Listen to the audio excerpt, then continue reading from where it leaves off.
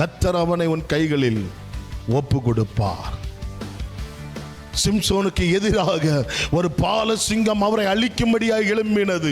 கர்த்தர் என்ன பண்ணினார் என்றார், அந்த சிங்கத்தை சிம்சோனுடைய கைகளில் ஒப்பு கொடுத்து அந்த சிங்கத்தை ஒரு ஆட்டுக்குட்டியை போல கிழித்து எரியும்படியாக கர்த்தர் அந்த சத்துருவாகிய சிங்கத்துக்கு முன்பாக சிம்சோனை பயன்படுத்த முடியும் என்றால், என் ஜனமே, இன்னைக்கு உன் சத்துருக்களை இன்னைக்கு மேற்கொள்ளக்கூடிய வல்லமையை கர்த்தர் உனக்கு தரப்போகிறார். இன்னைக்கு புது எண்ணெயினாலே இன்னைக்கு நீங்கள் நிரப்பப்பட போறீங்க.